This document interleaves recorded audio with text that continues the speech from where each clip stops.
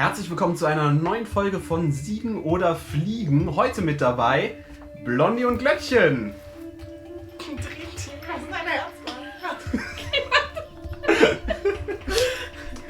In der letzten Folge war ja der mysteriöse Mr. X dabei und hat auch gewonnen. Ich habe immer noch keine Ahnung, wer das war und warum der einfach plötzlich hier aufgetaucht ist, aber egal. Vor der Tür. Crazy shit. Komisch. Naja. Apropos X. Ein X wird ja von Piraten benutzt, um die Stelle zu markieren, wo ihr Schatz vergraben liegt. Aber als X wird auch häufig eine unbekannte Variable in der Mathematik bezeichnet. Und Piraten sind ja bekanntlich schlecht darin, Kreise zu berechnen, weil sie Piraten. Okay, es tut mir leid, dass ich jetzt schon wieder direkt mit so schlechten Wortwitzen anfange, aber das ist ja mittlerweile Tradition. Egal, die Römer benutzten das X, um welche Zahl zu schreiben? Blondie? 10. Korrekt! Ich wollte erst 5 sagen! Zum Glück haben wir nachgedacht. Mathe bin ich raus. Mathe ist wie eine verschmutzte Brille. Keiner blickt durch. Ja, die spinnen, die Römer. Aber sie haben ganz schön viel erobert. Schließlich war im Jahre 50 vor Christus ganz Gallien von den Römern besetzt. Abgesehen natürlich von diesem einen kleinen Dorf, denn das hatte einen Zaubertrank, der von wem gebraut wurde? Glöckchen? Miraculix. Korrekt! Nicht gewusst. Hast du gerade Asterix Ja, gelesen? ich wollte sagen, das ist von Asterix und Obelix. Achso, ja, aber Miraculix hat den Zaubertrank gebraut und Obelix ist als kleines Kind reingefallen. Ja. Deswegen Genau. Für immer. Okay. Dieser Zaubertrank wird nach einem geheimen Rezept gebraut, welches außer Miraculix niemandem bekannt ist. Aber selbst wenn, wäre das wohl kein allzu großes Problem, denn einen Zaubertrank zu brauen ist schließlich nicht so ganz einfach. Um es mit den Worten von einem Professor zu sagen, dessen Name mir gerade entfallen ist.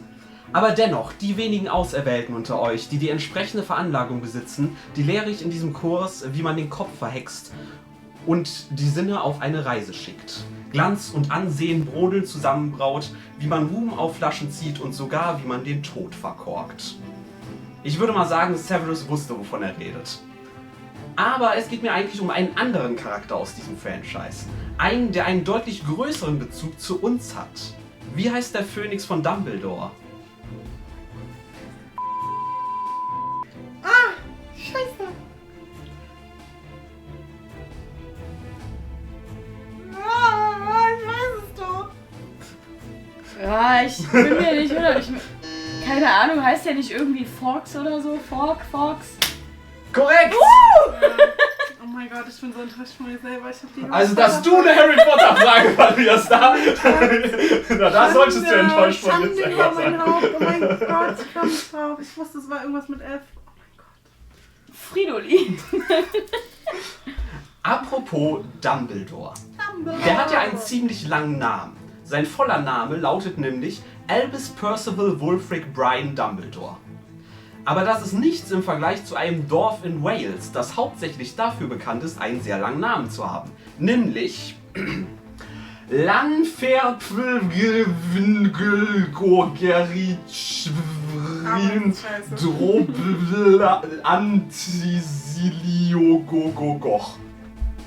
Ich bin mir absolut sicher, dass ich das falsch ausgesprochen habe, weil das Walisisch und ich spreche kein Walisisch.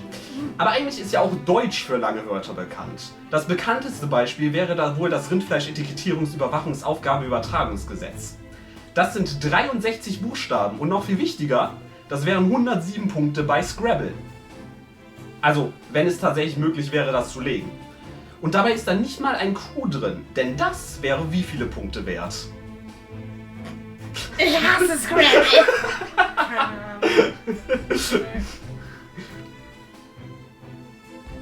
Glöckchen sieht noch so aus, als würde sie überlegen. Ich weiß nicht.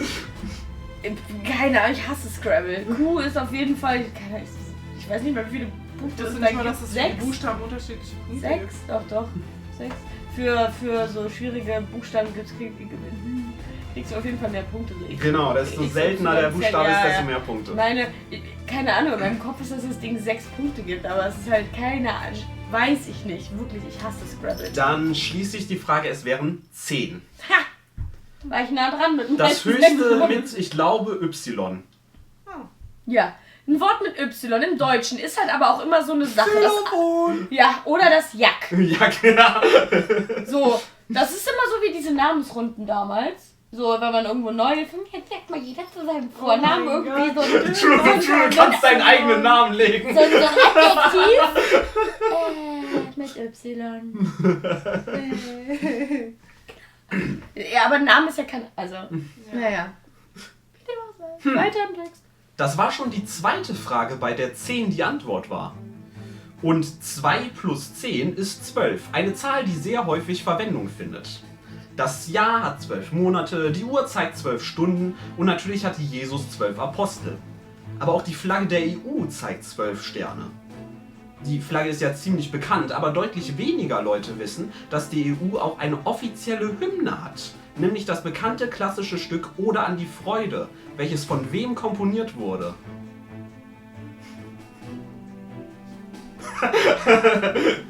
Das singe ich immer sonntags in der Kirche. Weiß ich doch nicht, keine Ahnung. Was für eine Freude nochmal? Oder? Ode an die Freude. Oh ja, klar. Wie sagt das aber? Ich würde jetzt lügen, wenn ich wüsste, wer es ist. Dann schließe ich die Frage, es wäre Ludwig van Beethoven. Oh, Ludwig kannte ich noch im Kopf, aber ich wusste nicht, Der wie der Ludwig weiter heißt. Mozart. Nee, ich wusste nicht, wie der weiter heißt. Das war das Problem. Beethoven. Ich weiß auch nicht warum, aber so ziemlich das erste, was mir beim Schreiben dieses Skripts zur EU eingefallen ist, ist Kranführer Ronny, der sich darüber aufregt, dass Norwegen nicht in der EU ist. Aber hauptsächlich hat er uns natürlich eins beigebracht. Kranplätze müssen verdichtet sein. Und damit Alarm, Alarm. Wir betreten die Welt der Memes. Oh no. Eine andere legendäre Person ist dann natürlich Nicht. der Kapitän zur See. Denn der fährt die großen Pötte und hat die Patente A, B, C und die... Ja, was nochmal? Was? Oh mein Gott. Oh mein Gott. Ich weiß es nicht. Ich kenne das Meme, aber ich weiß es nicht. Oh, das ist das Meme? Nee, nope. Keine Ahnung. Ich kenn's nicht, tatsächlich nicht. Ich schon, aber ich will es nicht. 5, Voll schwach. 4, 3, 2, 1. Okay, Frage ist geschlossen. Es ist die 6. Die Patente A, B, C und die 6. Schwierig, wenn man den Kontext nicht kennt. Vielleicht habt ihr es ja nicht gewusst und dann fragt man sich im Nachhinein natürlich immer, woran es gelegen hat. Woran soll ihr legen? Das Problem bei Memes ist, dass man von denen nur sehr schwer wieder wegkommt. Einerseits denke ich mir, ich muss raus. Aber andererseits auch, das bleibt alles so, wie es hier ist. Egal, ob du hier bist und nicht. Wie dem auch sei. Ebenfalls ein großes Meme wurde Susanne Daubner, eine Sprecherin der Tagesschau, durch das Vorlesen der Jugendwörter, Oh, jo. die von welchem Verlag gekürt werden. Ah.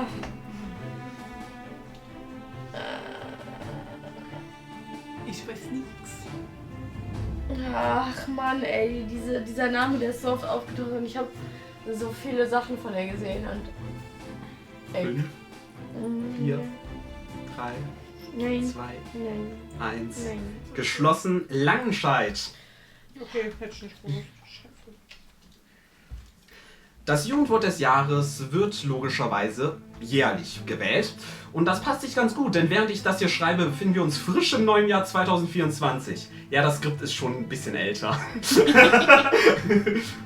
2023 hatte definitiv Höhen und Tiefen.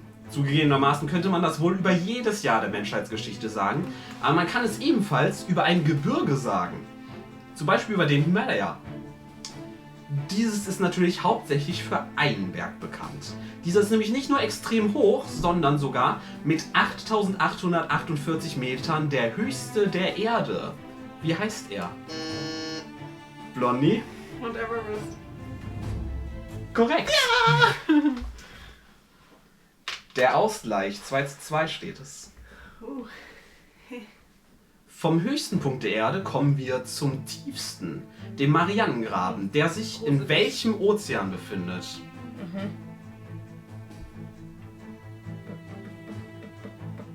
Gehe ich jetzt auf Risiko oder gehe ich nicht? No risk, no fun! Pazifischer Ozean?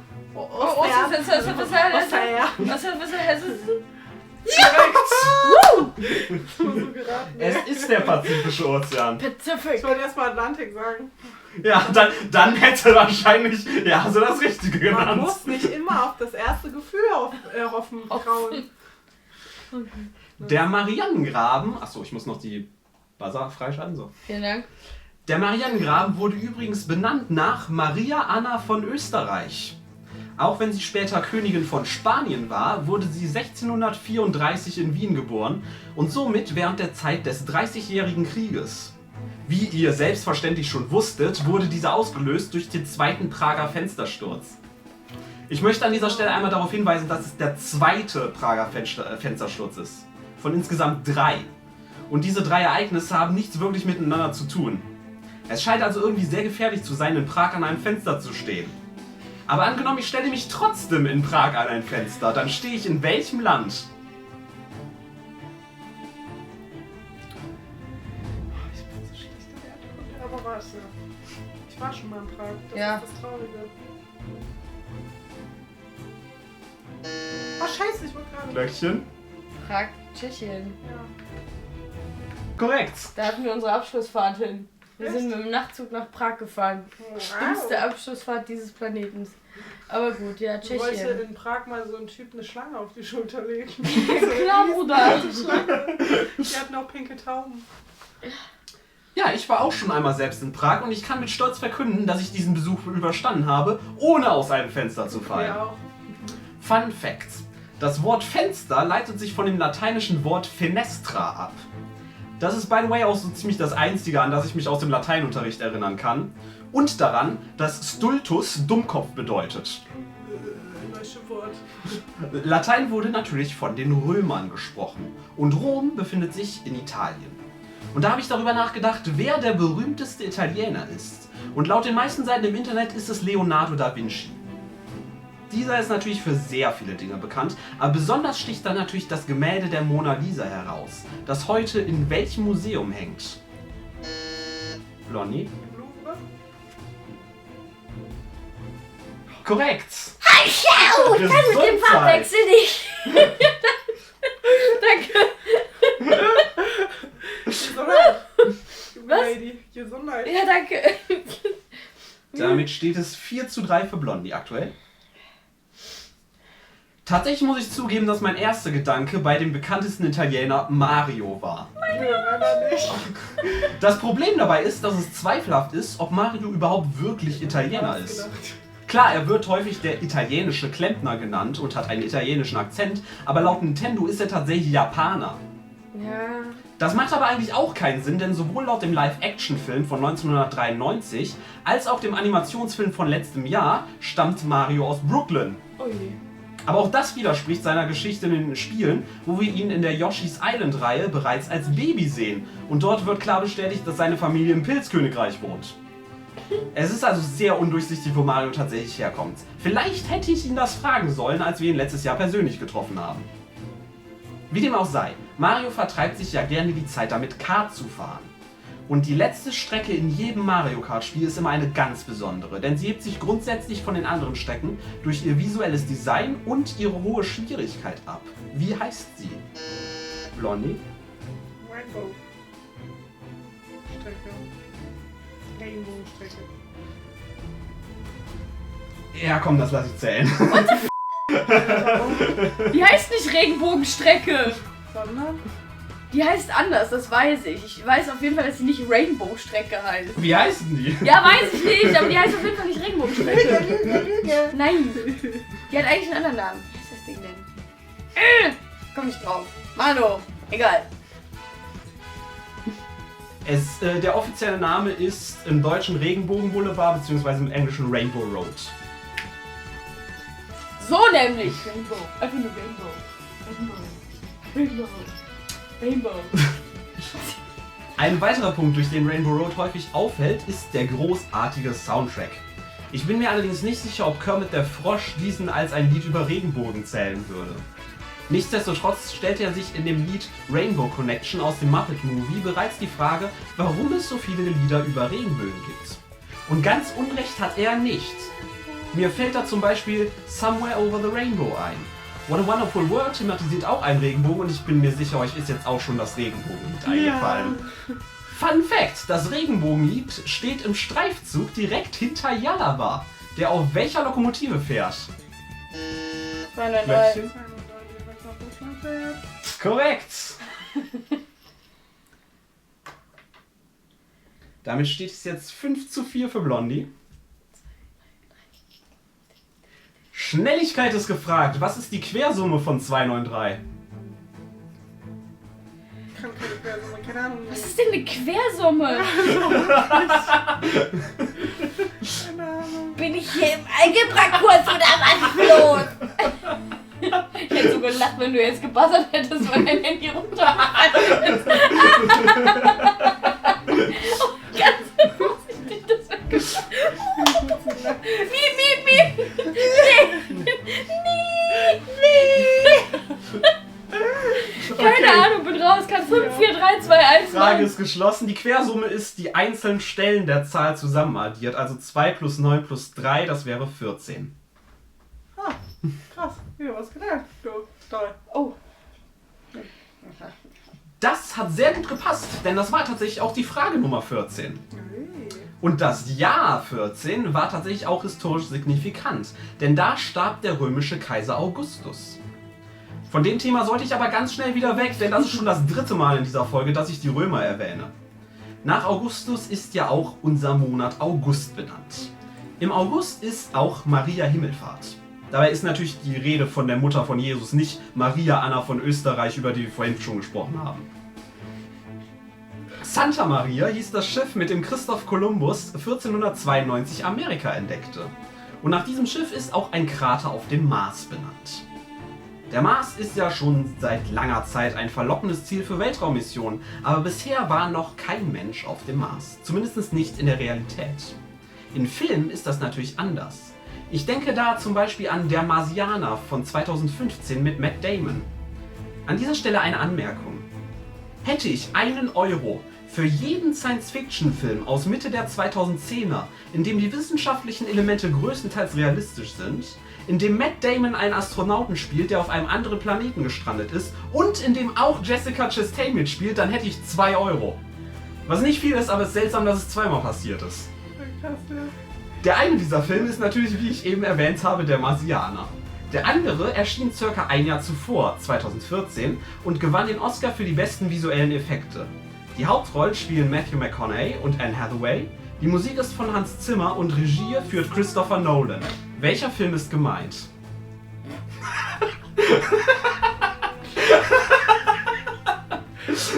Ah, 2014, da waren wir in der sächsischen Schweiz. Waren wir das 2014?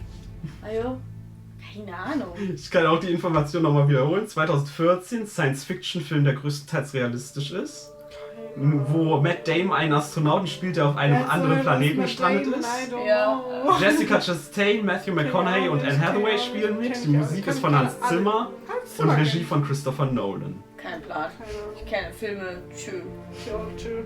Außer Harry Potter. Obwohl ich da eben auch schon verkackt habe. Okay, dann schließe ich an dieser Stelle die Frage. Es ist Interstellar. Cool. Gesundheit? Hab ich nicht gesehen. By the way, mein Lieblingsfilm. Okay. Interstellar. Und das war auch die letzte Frage. Okay. Damit steht es 5:4 für Blondie und Blondie gewinnt diese Folge von Mal wieder. Siegen oder Fliegen. Glückwunsch, Blondie. Blondie, du siegst. Glöckchen, du fliegst. Tschüss. Am Fliegen fällt übrigens an sich, also no worries. Tschüss. Schön. Und damit sehen wir uns dann in der nächsten Folge von Siegen oder Fliegen wieder. Oder beim nächsten Video. Au revoir, bye bye. Tschüss.